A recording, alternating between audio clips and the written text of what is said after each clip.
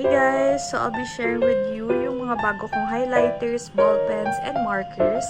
And lahat yan nabili ko sa National Bookstore. Okay, so lahat ng i-share ko sa inyo is nabili ko sa National Bookstore and eto na siya lahat. So mag-start tayo dito sa bago kong highlighter na first time ko lang magagamit from Staedtler.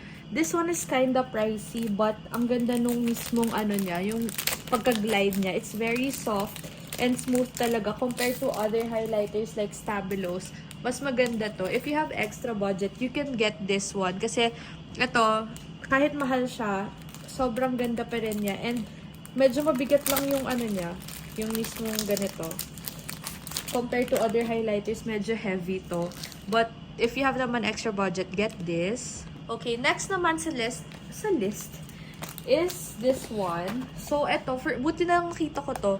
Dapat i-check out ko to sa Shopee, pero wala, hindi ko lang siya na-check out for some reason. And nakita ko to sa National Bookstore, and kahit medyo pricey siya, nasa 300 plus. But if you buy this individually naman, nasa 160 lang. Siguro nagpamahal is itong organizer na to. So, binili ko to kasi cute. Eto, meron siyang shape ng highlighter, kaya gusto ko to. Next naman sa list is meron akong Pilot na highlighter. So, dati, bumili ako nung parang neon type nito. Ngayon, nabili ko naman is yung pastel. And this one, I think nasa 200 plus lang lahat na siya. So, very affordable na rin to para sa Pilot na highlighter. And, of course, since Pilot siya, friction din siya. So, pwede siya ma-erase yung highlighter. And then, next naman, we have yung My Gel. Ito, matagal na tong pen na to, yung Dong A or Dong A, ay di ko alam. But ito, nasa 180 plus ba to? Pero ayan, meron siyang, this is 0.5 and 3, 4, 5, 6, 7, 8, 9, 10 colors to. 10 colors lang to. Although I have this one, pero wala ko yung nasa set na ganito. Kaya kinuha ko yung isang set. This one, medyo nagsasmudge siya, pero for its price, pwede na. Muna na siya for its price. And then, meron din akong nabiling Pilot na juice pen. This one is around 550 pesos. And ang maganda dito, hindi daw nagsasmudge yung ano nito, yung ink nito. Kaya isa yun sa factor kung ba't ko itong binili. And ang gusto ko rin dito is meron siyang meron siya ditong parang ang tawag to, grip, para pag nagsusulat kayo, hindi siya masakit sa kamay. Pero pag daw may highlighter na kasama or pag hinighlight mo gamit tong pen na to, nagsusmudge daw siya. So, kumanap kayo ng highlighter na smudge proof, siguro ma-recommend ko yung Stabilo Neon. And then next, eto. So, eto kind of pricey as well. This is Sharpie Clearview. Hindi ko alam na meron na pala ako nito. And yung isang set yung wala. Ayan, eto siya. So, eto nasa 230 pesos ata or 250. 3 colors lang. Actually, 6 colors to. Hindi ko mahanap yung isang set pa nito eh. Wala ko talagang makita, kaya yun na lang kinuha ko. Next is this Montmart scented markers. First time ko lang nag-shop din ng mga markers kasi hindi talaga ako nagma-markers. Sayang lang kasi siya sa akin. Pero once you open this, ayan yung itsura niya. Ayan. So, scented daw siya. So, ayan yung mga scent niya. Ayan, pineapple, rose, strawberry, jasmine, lavender, chocolate, tulip. So, try natin mag-smell ng isa. Hindi ko sure kung mabango siya. So, try natin. Ayan. So, ito yung tsura niya. Ayan yung tip niya. Ayan. So, guys, parang hindi, ang baho niya. Parang mabaho siya. Or may sipon lang ako. Again. Bigyan natin ng chance. Itong strawberry. Ayan siya. Ayan. Actually, iba pala mabango. Ito sabi niya mabango. Although, hindi siya ganun kalakas yung scent. Which is okay. Kasi, pag medyo malakas yung scent nito, baka mas mabilis siya mag-smudge dahil sa oil content. So, ito nasa 180 lang to. Scented markers.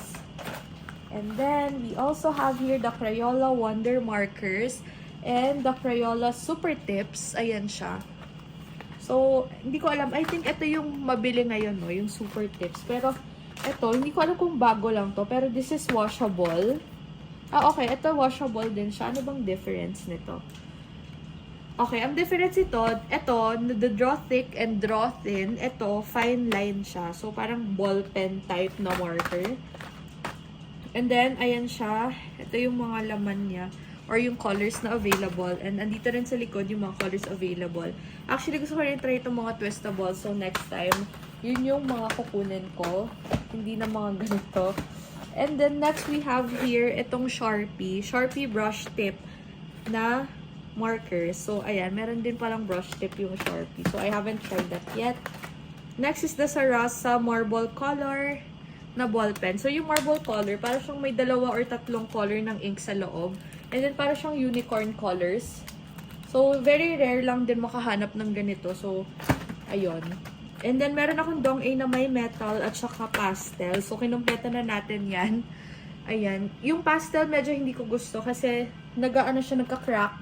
Itong may metal, okay to. Maganda yung ink niyan. And then, next is, again, yung Staedtler. This one is very pricey for around 400 pesos ba? Kasi, binili ko lang to for the sake of this black highlighter. Pero, na-try ko to kanina.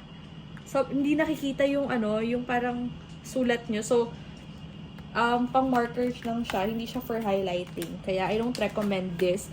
But, yung other colors, I recommend. Kasi nga, maganda yung highlighter na to. Very smooth siya i-glide. And then, lastly, I have this one. Mura lang to, 20 pesos or 14. This is the Super Writer na Smooth RP775 na ball pen. So, meron blue, black, and pink. Ayan. So, yeah. So, before we end this vlog, let's do a stationery tour. So, before I do my stationery collection tour, nakalimutan ko, meron pa pala akong Sharpie S-Note.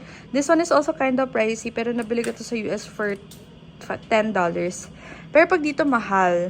Okay, so, ayan siya. Okay, sharing with you my stationery collection. So, ito yung na-add sa collection ko. So, I have here itong alcohol markers. And then, sa baba nito, may mga ball pens pa ako na mga bago, which is this one. Ayan. And then, this one is acrylic markers. Here we have Stabilo. Yung mga pinakita ko earlier, dito siya nakalagay. Plus, meron pa ako ditong journaling or journal kits. 3 yan. And then here, yung mga pencil case. Ilalim naman yung mga notebooks, binders. Ayan siya. Diyan siya nakalagay lahat. Dito sa lagayan na to, which is very accessible. Kasi, ayan, ganito yung itsura niya. Sobrang ganda nitong lagayan na to. Ayan, dami pwede malagay. And then, dito. Ayan siya. Now, dito naman tayo sa super daming mga ballpens and highlighters and other stationaries. Same as before lang siya, guys. Pero nag-iba lang siya dahil sa mga collection or yung mga nilagay ko. So, for example, here, andito pa rin yung mga Stabilo ko na complete colors. So, hindi siya nakaayos kasi yung iba ginamit ko nandun sa lagayan na isa. And then, we have here Faber-Castell. And then, here we have the Starry Effect highlighter. Yeah, ito yung pastel. Ito yung neon. And then, ito nabili ko siya sa Korea. This is the Pen Max highlighter. Next is the Stabilo Neon. And then, we have Sharpie Artline Maped. This one is the Key Point highlighter. Sharpie Gel. And then, HBW. And then, itong mga retro color. And then, ito yung favorite ko. May mga stickers na ganyan. Sobrang cute. Next is ito yung mga art line. And then, this one is Monami. Tama ba? Oo, this is Monami. Here we have Sharpie, Stabilo. And then, ito yung Faber-Castell. Sharpie S-Note. Point liner, mild liner. Pen Max, Sharpie, Faber-Castell. Hindi ko na ba siya nandito? Hindi ayan. Lagay natin siya dyan. And then, ito yung mga sinasabi ko kanina na mga pilot na friction highlighters. Nandito siya. Nabili ko yung iba sa Don Quijote sa Japan. And then, ito. Ayan. Next naman is dito yung mga ball pens. So, nothing new sa mga ball pens. I still have, of course, my M&G, Muji, Faber-Castell. And then, ito, Papermate. Meron din ako niyan. This one is yung My Gel. Ayan, nandito yung iba. And then, yung iba't ibang ball pens pa na nandyan. And then, dito yung mga medyo pricey ko na ball pens like mga Pilot, Acroball. And then, ito yung Hi-Tech V5. I also have here itong ganito, yung Pilot na G-Tech C. I also have Click Art. And then, ito mga ballpens na to na sobrang mura lang sa TikTok shop. Brush pens, Sharpie, and then ito yung parang Sharpie dupe. And then, Monami pens, and yan. Next is itong drawer na to. Itong drawer na to, usually mga ano siya, mga highlighter like this. We have Twinkle highlighter, yung mga may glitters na highlighter, ito siya. And then, we also have here yung linear color pen. Ito yung mga Sharpie ko, kasi nga, ito nga, diba, lagi kong ginagamit. Meron din akong ganito, which is super cute. This is the Toast-It Notes. So, this one is, yung paper, sticky notes na merong toaster. Kaya siya naging Toast-It Notes. And then, mga ball pens, highlighters yan hanggang dun sa dulo. This one is the milk liner ba to? Oo, this one is the milk liner. Alam niyo, nakalimutan ko na may ganito pala ako. As in, never ko pa to nagamit. Galing to sa Stationery Pal. Dito naman sa second na drawer is yung mga bago ko rin mga Sharpie, which is this one. This is the Mystic Gems.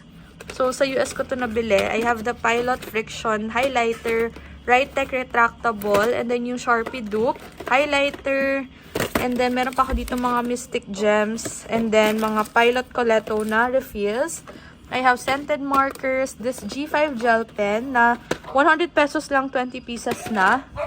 Sharpie art pen, Wonder markers, tsaka yung iba pang Crayola na markers. Nandito siya sa second drawer ko. Next naman, dito sa third drawer, yung very random lang siya, like tape. And then, itong clean na ganito. So, ang ganda nito kasi mag-sharpen ka tapos kapag may dumi yung erasers, or yung mga eraser, i-glide mo lang to. And then, I have this one. And then, ito, yung Scripty. What is this? Sticky notes, gel pens, ink set, mga ganyan. Basta very random tong lagayan na to. Ayan, meron akong ganito, twistables. And then, etong scissors. And then, this one. Ito naman, ano siya, stapler. And then, ganito. Ano pa? Mga glue, like this glue, tsaka itong washable clear glue. Meron din tayong ganito. Glue stick. Toast eraser, tsaka cookie eraser. Next naman is ito. Nandito lahat ng mga sticky notes, which is super cute. Ayan yung mga sticky notes ko, diba? Super dami niyan. Then, ito maganda rin to. Hindi ko mag-collect na rin ng ganyan. Mga scissors, calculators. Ito, hindi ko alam ba't na nandito. Lalagay ko na lang siya dito. Ayan, para hindi masikip to. Ayan siya. Basta very random lang yan. And then, next is this one. Ayan, ito naman, puro siya, correction tapes. As you can see, super dami. Then, meron ako mga ganito. Kasi, konti lang yung ganito kong colors, kaya kumuha ako. As in, ito lang, isa lang siya. And then, this one, pangatlo ko na to. And then, ito, parang wala nga ako nito, no? And then, ito siya. Ayan, so, tagdadalawa. Ilagay ko lang siya muna dito kasi wala pang space dyan. And then, meron ako ditong ganyan. Mini highlighters meron din. I also have here itong mga ganito. Schneider. Maganda yan, Schneider. And then, ito yung ZR highlighter. Ang dami nito. And then, yung mga printers ko, guys. Like, the label printer. Ito, tsaka ito. Nandyan yan. Highlighters. And then, yung mga ganitong highlighters. Ang cute. Sharpeners. And then, I have here the wireless presenter. Batteries. Ito, sharpener na automatic. Manual sharpener. And itong mga clips na ganito, meron din. So, yeah, yun lang. So, I hope you guys enjoyed my video. Don't forget to like and subscribe. And comment kung ano gusto nyong next content. Bye!